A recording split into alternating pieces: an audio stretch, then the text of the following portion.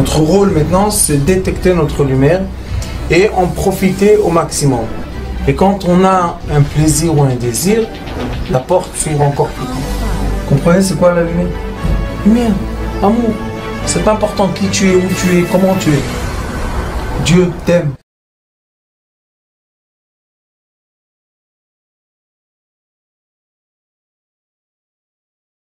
Parashat Vayakel Pekudé. Ce sont deux parachutes qui sont ensemble. Et dans ces parachutes-là, un peu contrairement à ce qu'il y avait dans la paracha qu'on a parlé des enfants indigo, ce sont des gens qui ont un nom spécial. Indigo, ça veut dire violet. Et la dernière fois, je vous ai montré comment dans la Torah, il y a les signes de quoi?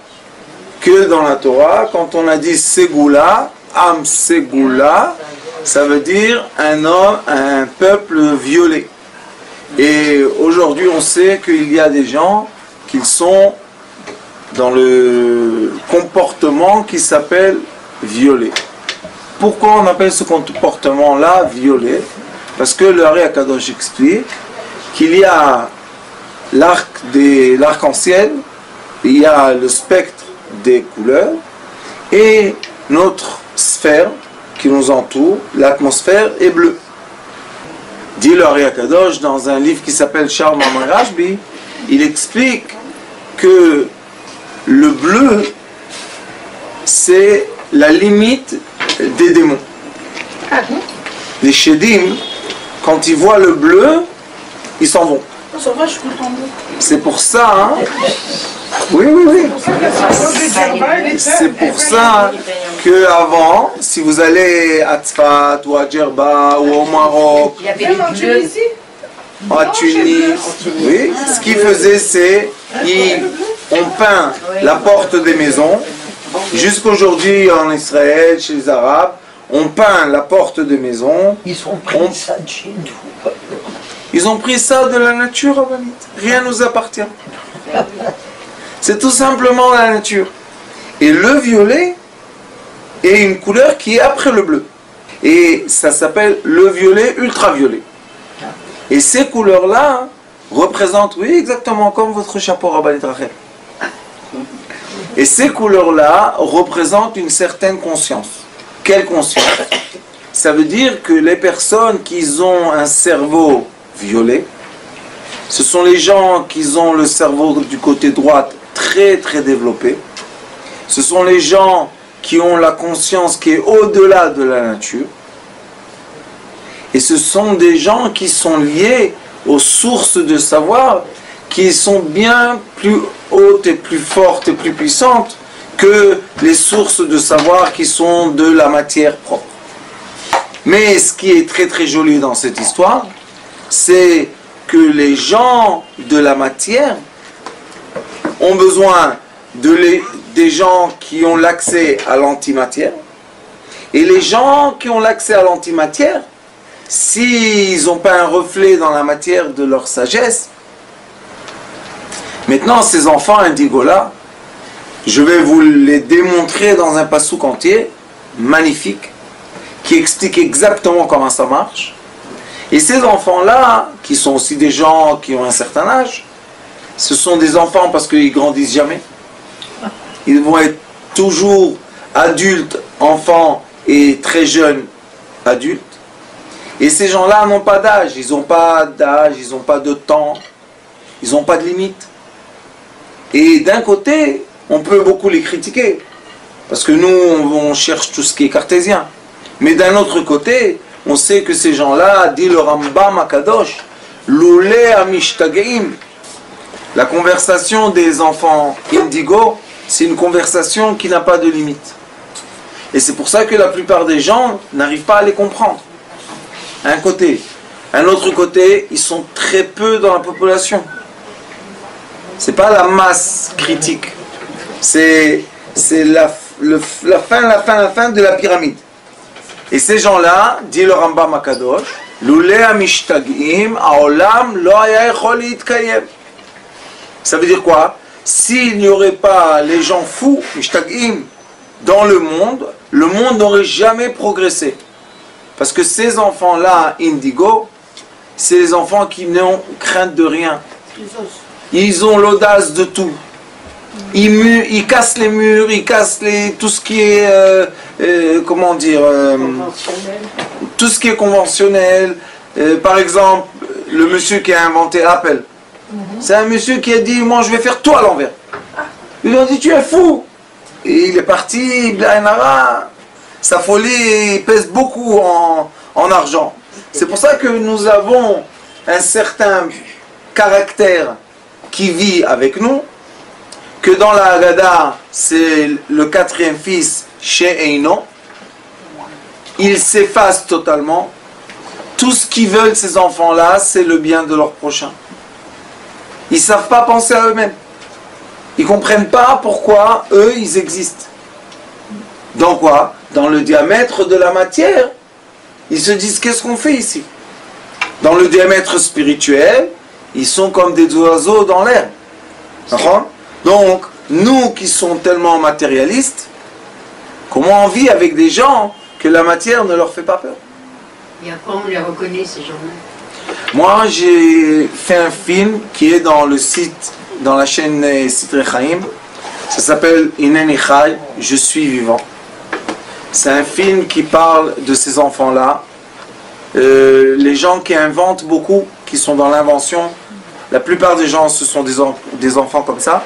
Et comme j'en ai vu 50 000, et j'ai réussi à faire des traits de caractère, et je crois que je suis un des seuls qui a analysé ces gens-là, pour réussir à leur donner une certaine structure, l'enseignement. C'est pour ça que la thérapie lumière, c'est une thérapie qui interpelle les enfants indigos, spécialement eux. Pourquoi?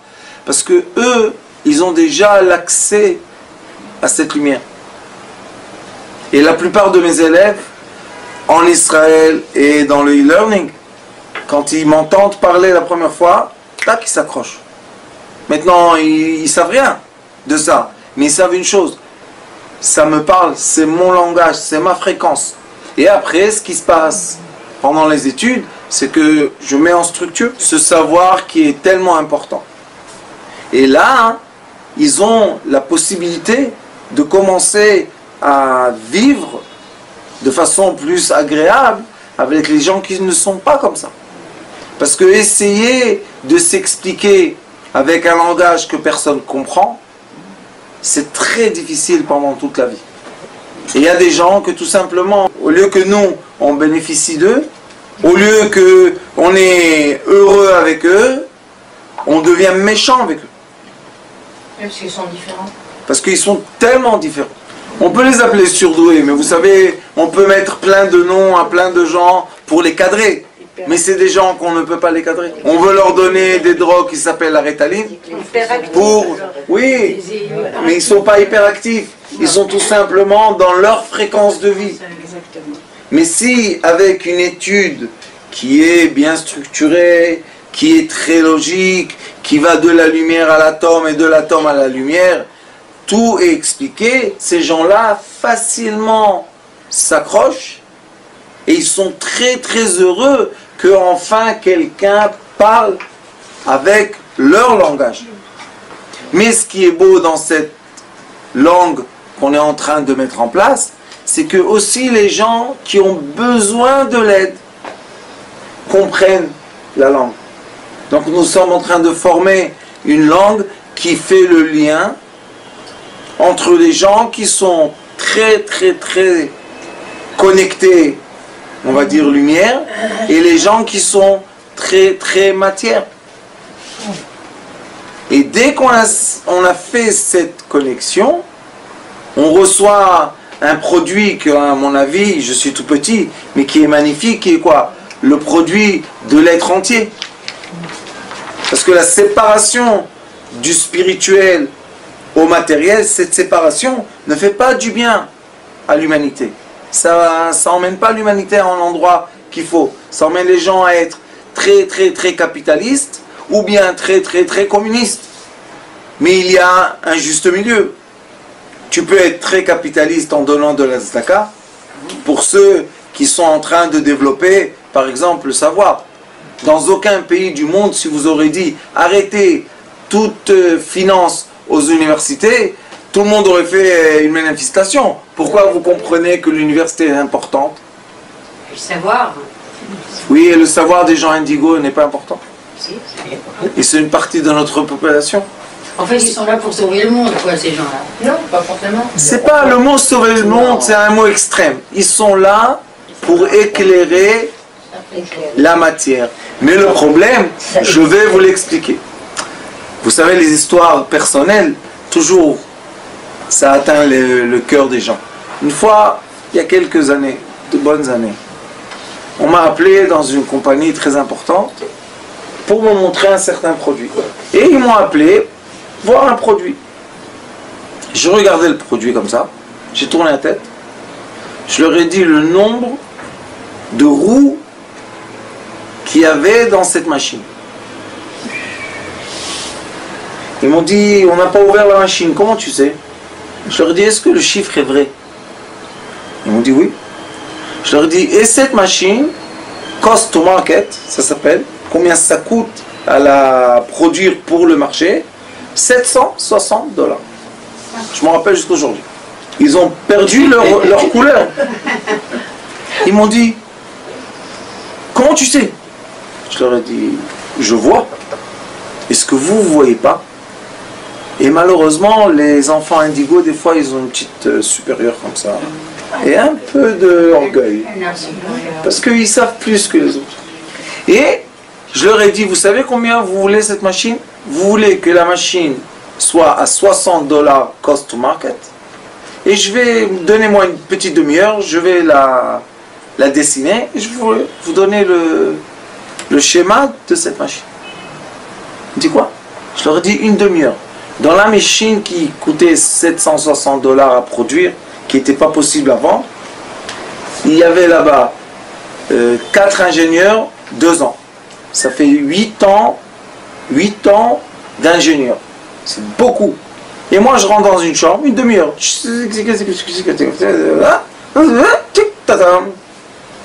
Voilà. Le chef là-bas de l'équipe, il regarde le truc. Il ne sait pas quoi dire, le pauvre. J'ai raison ou j'ai tort? Il faut s'associer. Fallait pas montrer. Écoutez l'histoire jusqu'à la fin. J'ai raison ou tort? Bien sûr. J'ai raison. C'était un projet de $5 millions de développer cette machine. Pourquoi j'ai pas reçu le projet? Parce que c'était Vous l'avez trop pas dit, suffisamment trop rapidement.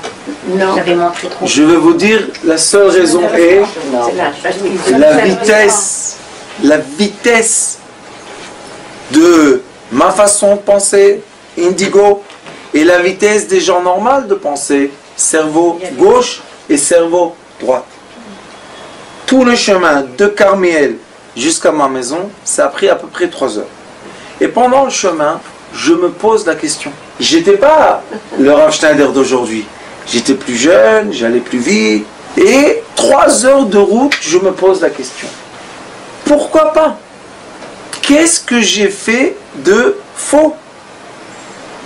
Puisque je leur ai donné les schémas exacts, avec les millimètres. Tac, tac, tac, tac. Alors, où était ma faute? À la fin, ma réponse personnelle était: tu as parlé au cerveau gauche avec le langage du cerveau droit. Et j'ai compris pendant les 3 heures que je me suis marié avec le cerveau gauche. Parce que chaque cerveau droite aime et est amoureux de quoi? Du cerveau plus lent que lui. Et les cerveaux lents, ils sont amoureux des cerveaux qui vont vite. Et ça donne un équilibre. Oui, Rabbanit. Pourquoi ça donne un équilibre? Parce que le cerveau indigo, c'est le cerveau de l'éclat. C'est la bile. Paf, c'est l'explosion. Et le cerveau gauche, au Hachem, moins 120 degrés quand il fait chaud. C'est des glaçons, les pauvres. Heureusement, non. Sinon, les murs des immeubles auraient dansé au lieu d'être en place. Je suis arrivé à la maison. J'ai pris la main de ma femme, je l'ai embrassée. Je lui ai dit, Rabbanit, fais-moi plaisir. Je veux un ulpan de cerveau gauche. Je veux étudier votre langage. Elle m'a dit, pourquoi? Je lui ai dit, parce que j'ai compris que 90% du monde, c'est vous. Et nous, les vites, on est 5 à 10%. Allez, va, et quand on sera 10%, le Mashiach viendra. C'est le yang. C'est yin-yang. Ouais. Alors je lui ai dit, est-ce que tu es prête à m'enseigner ça? Au début, elle s'est moquée de moi parce qu'elle a dit, qu'est-ce qu'il veut chez moi, celui-là? Il est complètement fou, et maintenant il délire complètement. Mais à la fin, je lui ai dit, écoute, tu vois que j'arrive pas à parler aux gens normalement. J'arrivais pas à communiquer comme il faut. Et ça cause des problèmes dans la vie. Et Baruch Hashem, elle a accepté. Et je lui ai dit, toi, tu as sauvé plein d'enfants indigo. Parce que tu acceptes à m'expliquer quand est-ce que j'ai tort. Et j'ai compris que la chose la plus importante que je dois étudier, c'est comment traduire la langue indigo en personne normale. Et les personnes normales, le expliquer aux gens indigo. Vous savez que dans le Shlom Bayit, par exemple, dans le couple, vous savez combien de paix de couple j'ai fait grâce à ce langage. Donc maintenant, Baruch Hashem, on a mis ce langage en place. C'est une grande joie d'être capable, logiquement, de faire le lien entre la matière et l'antimatière. C'est un bonheur que je ne peux pas expliquer. Ce langage magnifique, qui a été mis en place pendant beaucoup d'années, et j'ai la chance d'avoir des amis très proches qui sont docteurs et scientifiques, et on parle, toutes les semaines on parle. Et je leur emmène les textes hébraïques, très anciens, on déchiffre un mot-clé, et tout d'un coup le texte devient très très clair, très très simple. C'est écrit dans la Torah, ça? Tout. Parce que c'est juste le sujet que j'étudie actuellement. Parce qu'on a dit Am Segula. Entre l'antimatière et la matière, il y a un passage vide. Ils ne sont pas encore arrivés à quantifier les énergies qui se passent. Mais il se passe quelque chose. Le passage vide Oui. est expliqué par le Hari Akadosh dans un livre qui s'appelle Sha'ar Ma'amer Rashbi. Et il dit là-bas, ça s'appelle l'espace vide qui est à Koach HaKolel, à Koach HaNe'elam, la force qui unit tout et la force qui est invisible. Et il l'appelle Amour, Ahava. C'est le degré le plus élevé qu'un être humain peut atteindre. Et c'est ce qu'on étudie dans nos écoles. Et arriver à ce degré d'amour propre, en trait de caractère, et non pas j'aime des choses ou j'aime pas les choses, parce que ça c'est l'amour qui est dans la condition. Nous parlons d'un amour qui est propre, sans condition. Et quand une personne arrive à atteindre ce trait de caractère qui est quelque chose qu'on étudie et on pratique, et on étudie, on pratique, cette personne-là, elle peut influencer et éliminer les gens qui sont autour d'elle. Nous avons dans la Torah, Parashat Vayakel, enfin, le commandement céleste pour créer un espace terrestre. Le tabernacle était un espace dans lequel il y avait des éléments terrestres matière, mais tous ces éléments terrestres matière, Parashat Trouma, il y a 2 parshiot, Moshe Rabbeinu a vu dans les cieux. Moshe Rabbeinu était dans les cieux et Akadosh Baruch Hu lui a donné les schémas de tous les plans. Sauf que quand Akadosh Baruch Hu lui a dit tu feras la menorah, tu feras le chandelier en un morceau, Moshe Rabbeinu ne savait pas comment le faire. N'empêche qu'aujourd'hui on sait qu'on met un moule, on ouvre le moule, ça sort en un morceau. Et il y avait un jeune homme de 13 ans qui s'appelait Betzalel. Et tout le monde dit, bien sûr Betzalel, Mais vous savez que dans cette paracha magnifique qu'on vient de passer, il est écrit Chachmei Lev, Chachmat Lev. Pourquoi on dit sage du cœur? Et aussi les femmes, sage du cœur. Quoi, la sagesse est dans le cœur? Une certaine sagesse est dans le cerveau. Ça s'appelle la sagesse cartésienne, qui est le côté gauche du cerveau. Et il y a une autre sagesse qui est dans le cœur, qui est la sagesse du côté droite du cerveau, qui est une sagesse qui se met en place avec des sentiments. Une personne qui a un sentiment très fort d'amour, il a une idée de génie. Une personne qui est dans un sentiment de tristesse, de solitude, il est en train d'inventer Facebook. Pourquoi? On va réunir le monde entier. Imaginez-vous, M. Zuckerman, quel âge il a? En combien de temps il est arrivé à connecter 1 milliard d'êtres humains sur Terre? Jamais, depuis le début de la Terre, de l'être humain, ou de cet univers, dans ces 6000 années, personne n'a réussi à faire ça. Un seul monsieur, qui était étudiant dans l'université, il a eu une simple idée. Mais quand la simple idée vient des cieux, un éclat de génie, tout le monde le veut. Tout le monde veut cette simple idée. Pourquoi? Parce que c'est une idée tellement illuminée. Et ces gens-là, si on leur permet d'exprimer leur génie, si on a la patience de comprendre ce qu'ils disent, eh bien, Baruch Hashem, de magnifiques choses se mettent en place. Avant, quand Baruch Hashem, les gens considéraient qu'ils peuvent étudier de moi comment faire engineering, c'est moi qui ai mis en place en Israël l'étude d'ingénieur global. J'ai dit, c'est pas possible qu'un ingénieur sache seulement l'électronique et ne sache pas la mécanique et ne sache pas l'informatique et ne sache pas. C'est impossible. Et j'ai mis en place ce qui s'appelle Handassa de Michlol. Alors une fois, j'allais donner des cours dans beaucoup d'universités importantes. J'avais même une école à l'université de Tel Aviv.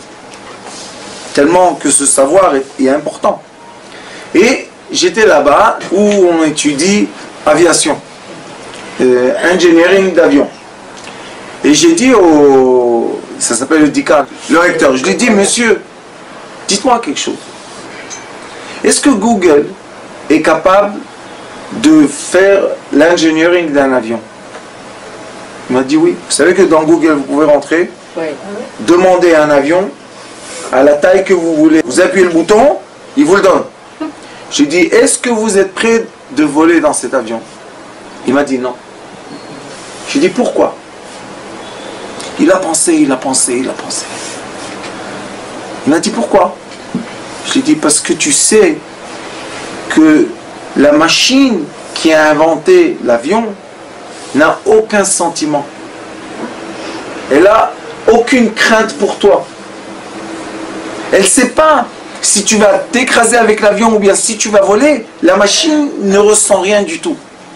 Mais quand un être humain fait l'engineering d'un avion, il pense à l'être humain qui va être dans l'avion. Et c'est ça ce qui te manque. Alors il m'a dit, qu'est-ce qu'on fait? J'ai dit, je vais t'expliquer. Les étudiants que tu as se divisent par 3. Quels 3? Je lui ai dit, il y a 3 groupes. Ceux-là qui ont le génie. Ils n'arrivent pas à étudier, ils n'arrivent pas à être assis. Mais ils ont le génie, ils vont passer les... Tac, tac, tac, tac, tout marche. Mais ils n'ont pas la patience. Il y a un autre côté qui va avoir la patience d'étudier toutes les règles et toutes les équations. Et il va faire les calculs mathématiques. Choix après une ligne, après l'autre, vous donnez l'addition du calcul. Et je lui ai dit, tu as le 3e qui est capable d'écrire tout ça, qui a la patience de noter. Il a la patience, vous savez à la fin quand on finit l'étude, on donne un livre, on doit donner le livre. J'ai dit, il y en a un qui aime écrire ce livre.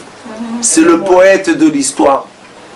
C'est exactement le cerveau droit, le génie, indigo, le cerveau gauche, le cartésien, et le cerveau du milieu.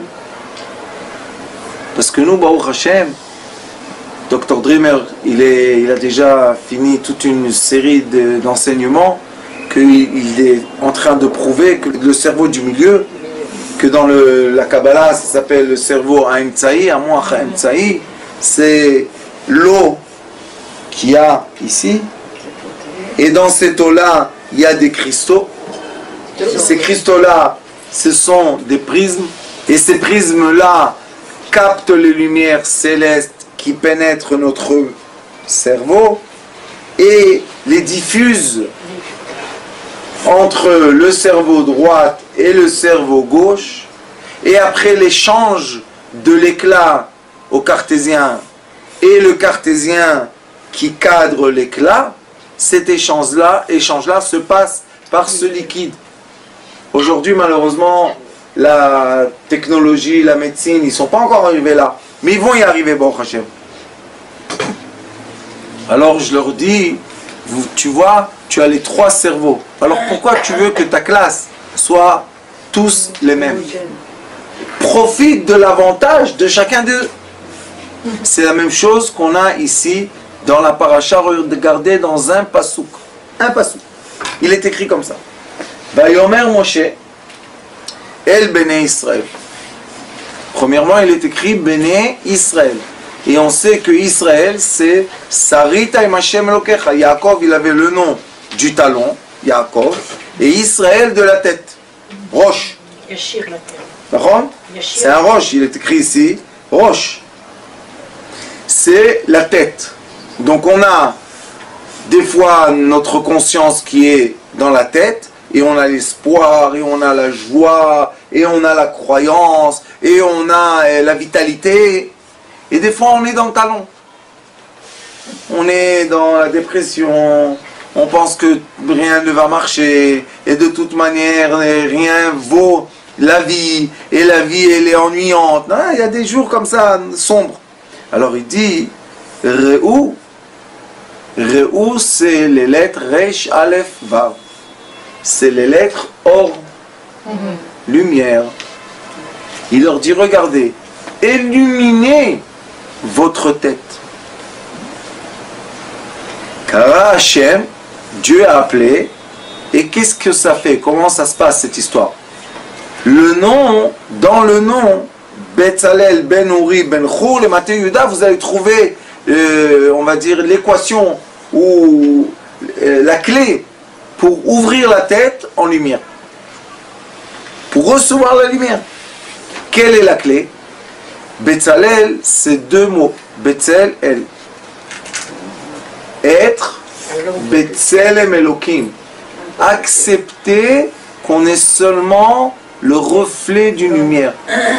Nous ne sommes pas l'origine de la lumière, nous sommes seulement le reflet. Ce corps-là est seulement la fin d'un processus qui est le début d'un autre processus. Donc Betzel-el, Betzelem Elokim. Après il lui dit Ben Uri, tu es le fils de la lumière. Quelle lumière? Or Yud. Or Yud, c'est les lettres Avir. Avir, c'est l'oxygène.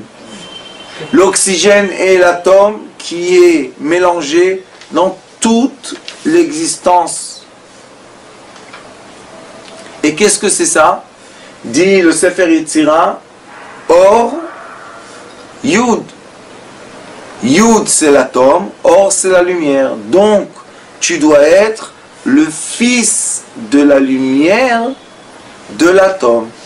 Et toujours quand on est le fils, c'est toujours quand on accepte.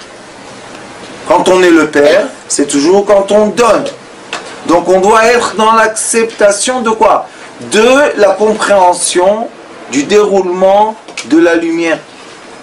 La lumière céleste qui est dans la tête, qui va influencer, projeter sa lumière par un certain voile qui va faire l'ombre, et nous on va être en dessous de cette lumière de l'ombre.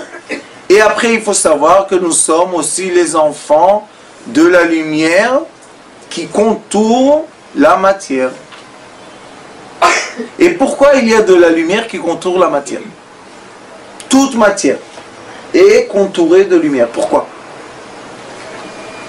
Parce qu'il est écrit dans Sefer Yetzira que quand l'électron tourne, qu'est-ce qu'il fait? Il fait des étincelles. Il va tellement vite qu'il fait des étincelles. Ça s'appelle dans la physique quantique quoi? Le champ électromagnétique. Le champ électromagnétique se crée grâce à quoi? Du frottement d'une matière dans l'air. Il y a un frottement. L'électron, qu'est-ce qu'il fait? Il se frotte tellement vite qu'il y a un éclat de lumière tout le temps. Il y a tout le temps une explosion de lumière et tout le temps une encapsulation de la lumière. Vous savez que Dr. Dreamer m'a envoyé maintenant une image qui montre comment le liquide masculin rencontre l'ovaire. Et ils ont photographié ça en lumière. Et c'est comme la lune. Il y a une explosion de lumière énorme dans la rencontre. Pourquoi? Parce qu'il y a un commencement de vie. Oui, et c'est quoi l'amour? J'ai dit, c'est la force invisible qui unit tout. Et il dit, la chose la plus importante, Ben Chour. Tu es obligé, Chorin, c'est libre, tu es obligé d'être quoi? D'être libre de penser. Tu ne peux pas créer quelque chose de nouveau quand ta pensée elle est attachée à l'ancien. Tu ne peux pas. Tu n'as pas l'accès. Mais quand tu dis que l'ancien, tu n'es pas attaché, quand tu n'es pas attaché à la matière, quand tu n'es pas attaché aux choses qui sont, par exemple, à des règles, certaines règles, tu peux avoir l'accès au nouveau savoir. Vous savez que Einstein, quand il a dit que l'énergie, c'est la masse fois la vitesse de la lumière en carré, E égale mc en carré, il a dit que quand lui il a compris ça, il a dit c'est dans sa génération.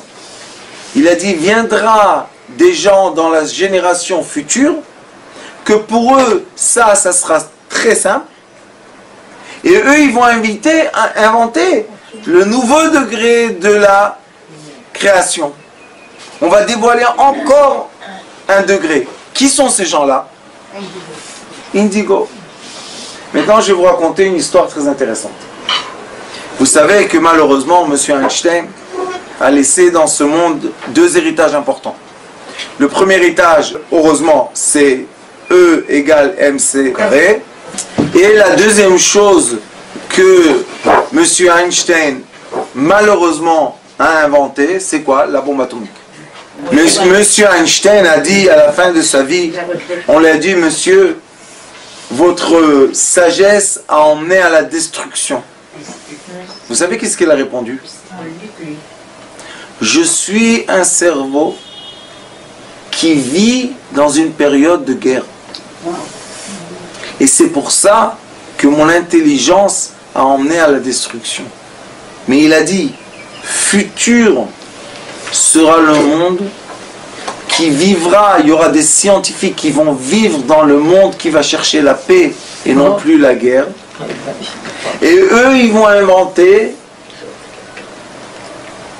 la protection contre la bombe atomique. Moi, ça fait des années que j'en parle. Je vais vous dire c'est quoi la solution. Et ceux qui sont dans le côté gauche du cerveau qui vont trouver comment le faire dans la matière. Mais la solution est très simple. La bombe atomique, quand elle explose, elle défait le lien invisible entre le proton et le neutron. Il y a un lien invisible. Ils ne sont jamais infus un dans l'autre. Ils sont toujours un à côté de l'autre. Donc dès qu'on a défait le noyau de l'atome, on a défait la structure de toute existence. Maintenant, qu'est-ce qui se passe? L'onde de l'explosion, elle est plus forte que le nuage d'électrons qui entoure, qui encapsule le noyau, et c'est pour ça qu'elle pénètre.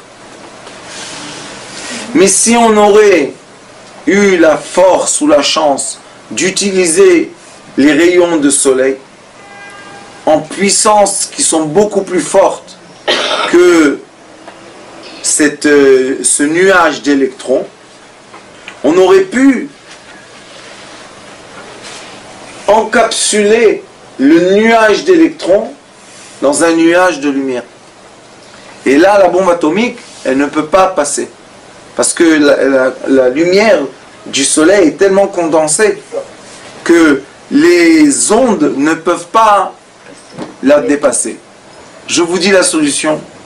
Je vous promets, j'espère que dans mon vivant, on va entendre qu'ils ont déjà fait ces technologies-là avec les satellites, avec les histoires. Et c'est très très simple. C'est très très simple.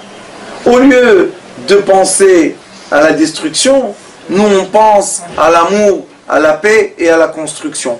C'est c'est le même cerveau, mais c'est une autre génération. Les enfants indigo ont la solution.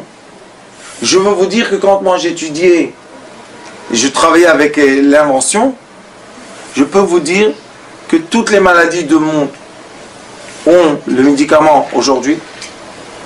Tous les problèmes de la pollution ont la solution aujourd'hui. Les moteurs qui travaillent avec de l'eau, ça existe déjà 100 ans. Mais malheureusement, ils se font tuer par hasard. Ils n'ont pas fait exprès. Un explose, l'autre tombe, l'autre la voiture, tout c'est bien.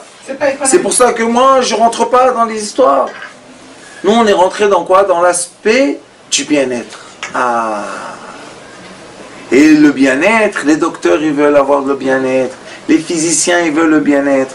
Les journalistes, ils veulent le bien-être. D'accord? La télévision, ils veulent le bien-être. Et nous aussi, on veut le bien-être.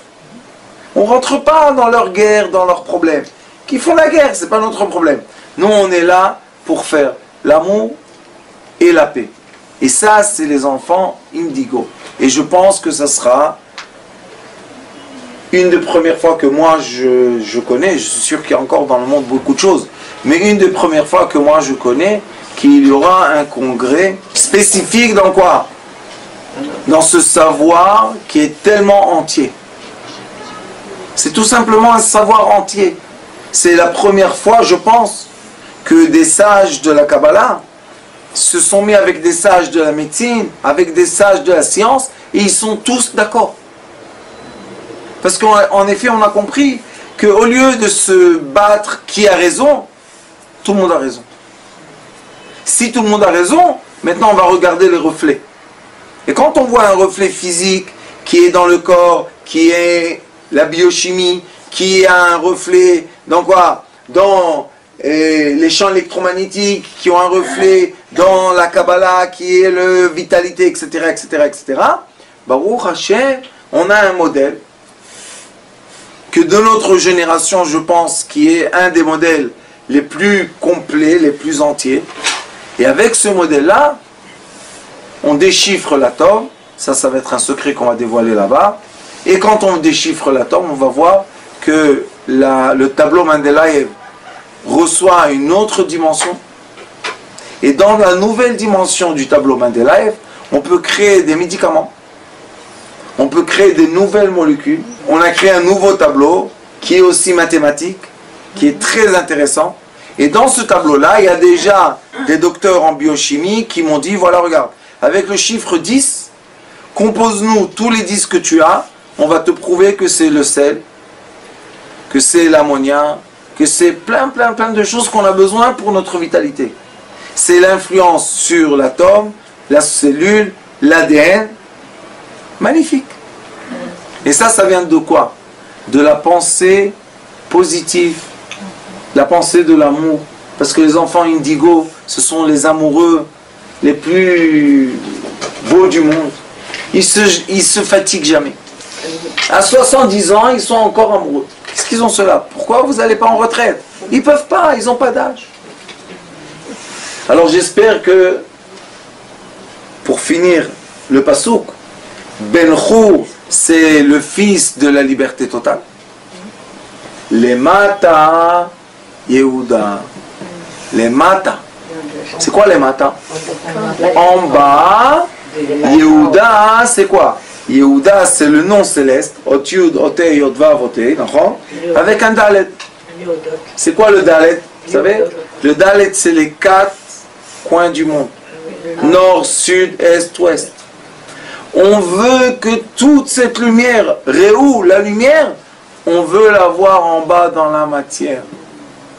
Et quand les gens, on va dire, philosophes ou bien spirituels, vont comprendre que le but ou la chose la plus importante dans la spiritualité, c'est d'avoir un reflet dans la matière, alors tous les gens du monde vont profiter de quoi? De la spiritualité et de la matière ensemble. Parce qu'aujourd'hui, malheureusement, les gens qui sont très matérialistes manquent de spiritualité. Et les gens qui sont très spirituels souffrent de la matière. La séparation a emmené l'ignorance. L'ignorance, c'est la souffrance. Mais l'union va emmener la délivrance de la souffrance qui est le remède, qui va emmener union, c'est chad, c'est amour. Et cet amour-là peut lier le monde entier pour recevoir Mashiach Tzidkenu, B'meira b'yameinu, Amen, Ken.